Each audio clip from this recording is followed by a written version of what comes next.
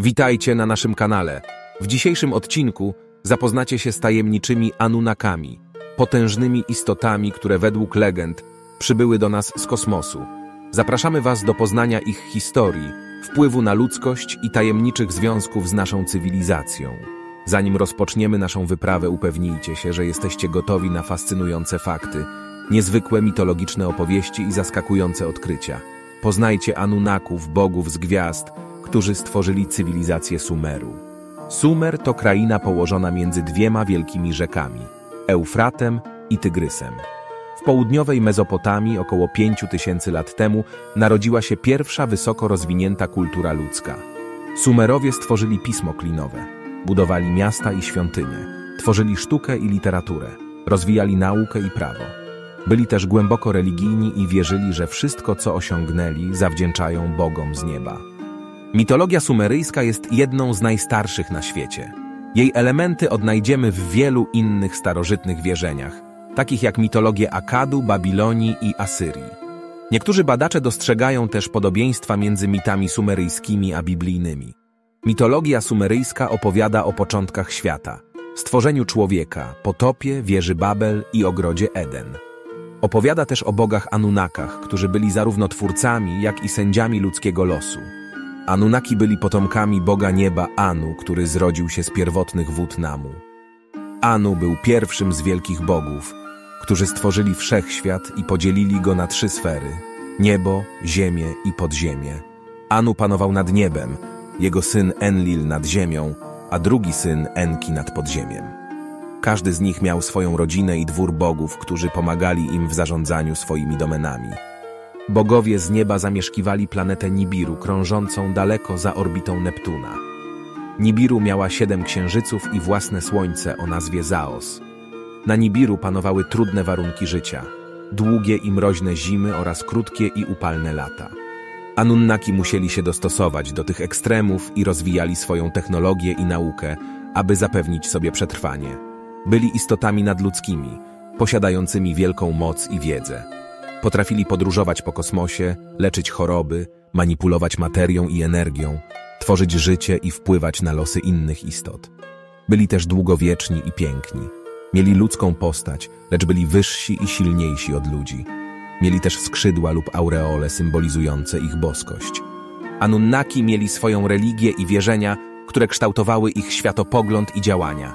Wierzyli w istnienie najwyższego Boga o nazwie Anshar, który był ojcem Anu i stworzył wszystko z siebie. Wierzyli też w przeznaczenie i harmonię kosmiczną, którą nazywali Eme. Eme to zbiór praw i zasad rządzących wszechrzeczami, które Anunnaki musieli przestrzegać i chronić. Eme były przechowywane w świętych tabliczkach lub pieczęciach, które nadawały bogom ich atrybuty i funkcje. Bogowie z gwiazd obserwowali Ziemię z ciekawością i fascynacją, widząc w niej źródło życia i bogactwa. Z czasem postanowili ją odwiedzić i zbadać bliżej. Nie spodziewali się jednak, że ta decyzja zmieni ich losy na zawsze. Anunnaki przybyli na Ziemię około 450 000 lat temu, kiedy ich planeta Nibiru zbliżyła się do ziemskiej orbity. Pierwszy z nich, który wylądował na naszej planecie, to Ea, syn Anu i Kai. Ea był bogiem mądrości, wody i magii. Ea był znany też pod imieniem Enki, co znaczyło Pan Ziemi, gdyż odkrył bogactwo i piękno Ziemi. Zafascynował się też istotami żyjącymi na niej, szczególnie pierwotnym człowiekiem. Enki chciał zbadać ich naturę i potencjał. Postanowił więc stworzyć z nich nowy gatunek istot, które byłyby podobne do Anunnaków, lecz służyłyby im jako niewolnicy. Enki zwrócił się o pomoc do swojej siostry Ninhursak, pani gór, która była boginią płodności i lecznictwa. Razem zabrały kilku ludzi pierwotnych do laboratorium w Eabzu i zaczęli eksperymentować z ich genami. Dodawali im geny Anunnaków i innych istot, aby stworzyć idealnego pracownika dla bogów. Po wielu próbach i błędach udało im się stworzyć pierwszego człowieka Homo sapiens. Człowiek był podobny do Anunnaków, lecz mniejszy i słabszy. Miał inteligencję i zdolność mowy, lecz nie miał duszy ani wolnej woli. Był posłuszny i pracowity. Enki nazwał go Adamu, co oznaczało ten, który jest z krwi, gdyż użył swojej krwi do ożywienia go. Ninhursak nazwała go Adapa, ten, który jest doskonały, gdyż była dumna ze swojego dzieła. Enki i Ninhursag stworzyli więcej ludzi z gliny i krwi Anunnaków. Stworzyli mężczyzn i kobiety. Jedni byli przeznaczeni do pracy w kopalniach, a drudzy do pracy w ogrodach. Niektórzy byli przeznaczeni do służby w świątyniach, a inni do służby w pałacach. Enki i Ninhursag nadawali im imiona i uczyli ich podstawowych umiejętności. Anunnaki byli zadowoleni z ludzi, którzy ułatwiali im życie na ziemi. Ludzie dostarczali im pożywienia, budowali im domy i miasta, wydobywali im metale i minerały, oddawali im cześć i posłuszeństwo. Anunnaki traktowali ludzi jako swoją własność lub dzieci, lecz nie dawali im żadnych praw ani wolności. Anunnaki byli zdolnymi podróżnikami kosmicznymi, którzy używali swoich zaawansowanych pojazdów, zwanych Mu, do przemieszczania się między planetami i gwiazdami. Mu posiadały silniki antygrawitacyjne i systemy nawigacyjne, które umożliwiały im pokonywanie wielkich odległości w krótkim czasie. Eksplorowali różne światy i nawiązywali kontakty z innymi cywilizacjami kosmicznymi. Anunnaki mieli również wysoki poziom wiedzy medycznej i biologicznej. Potrafili leczyć różne choroby i rany za pomocą swoich leków i urządzeń. Potrafili też manipulować genami i klonować istoty. Byli długowieczni i mogli żyć nawet kilka tysięcy lat. Bogowie ci potrafili tworzyć nowe formy życia za pomocą swoich laboratoriów i inkubatorów. Potrafili też łączyć geny różnych istot, tworząc hybrydy lub chimery.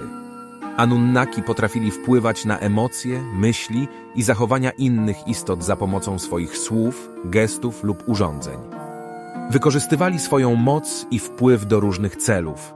Wśród nich byli i tacy, którzy mieli w sobie dobroć i pragnęli niesienia pomocy innym stworzeniom. Byli też tacy, którzy kierowali się ciekawością i chęcią odkrywania nowych światów i kultur. Nie brakowało też takich, którzy szukali bogactwa i władzy, a nawet takich, którzy okazywali okrucieństwo wobec innych istot, chcąc nad nimi panować.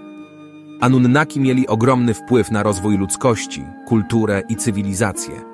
Nauczyli ludzi podstawowych umiejętności, takich jak rolnictwo, hodowla, budownictwo, rzemiosło czy handel. Przekazali ludziom część swojej wiedzy i technologii, takiej jak pismo, matematyka, astronomia, medycyna czy metalurgia. Ustanowili system hierarchiczny, w którym oni sami byli najwyższymi władcami, a ludzie ich poddanymi lub niewolnikami. Wprowadzili system prawny, w którym oni sami byli sędziami i egzekutorami, a ludzie musieli im się podporządkowywać i płacić im daniny. Ustanowili system kultowy, w którym oni sami byli obiektami czci i adoracji, a ludzie musieli im składać ofiary i modlitwy. Anunnaki mieli też wpływ na kształtowanie się ludzkiej psychiki i osobowości. Zaszczepili ludziom część swoich cech i emocji, takich jak inteligencja, mowa, ciekawość, kreatywność, miłość, nienawiść, zazdrość, lęk czy gniew. Zaszczepili ludziom część swoich wartości i ideałów, takich jak honor, sprawiedliwość, wolność, lojalność czy odwaga. Anunnaki byli mocnymi i wpływowymi istotami, które wywarły niezatarte piętno na ludzkości i jej dziejach. Anunnaki to mistrzowie budownictwa i technologii, którzy stworzyli wiele wspaniałych miast na ziemi. Ich miasta odzwierciedlały ich potęgę, bogactwo oraz specjalizacje i zainteresowania. Na przykład Eridu to najstarsze miasto Anunnaków, gdzie Enki badał naukę i kulturę. W świątyni Eabzu przechowywał tabliczki Me z wiedzą o wszystkim. Nippur to najświętsze miasto Anunnaków, gdzie Enlil sprawował władzę religijną i prawną. W świątyni Ekur przechowywał pieczęcie z autorytetem nad innymi. Uruk to największe miasto Anunnaków, gdzie Anu rezydował jako król nieba i ziemi. W świątyni Eana przechowywał insygnia z majestatem i bogactwem. Babilon to najbardziej znane miasto Anunnaków, gdzie Marduk patronował ludzkości i kulturze. W świątyni Esagila przechowywał atrybuty z mądrością i mocą. Sipar to najbardziej tajemnicze miasto Anunnaków, gdzie Utu zajmował się astronomią i astrologią. W świątyni Ebabar przechowywał mapy kosmosu. Anunnaki i ludzie żyli ze sobą na Ziemi przez wiele tysięcy lat. W tym czasie nawiązali ze sobą różne relacje, które kształtowały ich losy i dzieje. Nie były to relacje proste i jednoznaczne, lecz złożone i zróżnicowane. Zależały one od wielu czynników, takich jak charakter, cele, potrzeby i uczucia obu stron. Anunnaki traktowali ludzi jako swoją własność i mogli nimi dowolnie dysponować. Ludzie natomiast uznawali Anunnaków za swoich ojców i twórców, którym zawdzięczali swoje istnienie. Głównym celem, dla którego Anunnaki stworzyli ludzi, była niewolnicza służba. Ludzie musieli wykonywać zadania dla Anunnaków, takie jak kopanie złota, budowanie miast, uprawianie roli, składanie ofiar. Anunnaki stworzyli ludzi również do nauki, umiejętności i wiedzy. Ludzie musieli uczyć się od Anunnaków, jak żyć na ziemi, jak korzystać z technologii, jak pisać i liczyć, jak poznawać kosmos i historię. Niektórzy Anunnaki polubili ludzi i zaczęli się z nimi zaprzyjaźniać, dzieląc się z nimi swoimi emocjami, myślami i doświadczeniami. Niektórzy Anunnaki zapłonęli miłością do ludzi i zawiązali z nimi niezwykłe więzi, przejawiając wobec nich miłość, namiętność i pożądanie. Anunnaki i ludzie mieli więc ze sobą różne relacje, które wpływały na ich losy i dzieje. Niektóre z tych relacji były pozytywne i korzystne dla obu stron, niektóre były negatywne i szkodliwe. Anunnaki rządzili Ziemią przez tysiące lat, ale nie na zawsze. Pewnego razu zaczęli się kłócić między sobą o władzę, bogactwo i wpływy. Podzielili się na dwie frakcje: potomkowie Enkiego, który był przychylny ludziom, oraz potomkowie Enlila, który był nieprzychylny ludziom. Wojny między Anunnakami były katastrofalne dla Ziemi i jej mieszkańców. Anunnaki atakowali się nawzajem technologią, niszcząc miasta i przyrodę.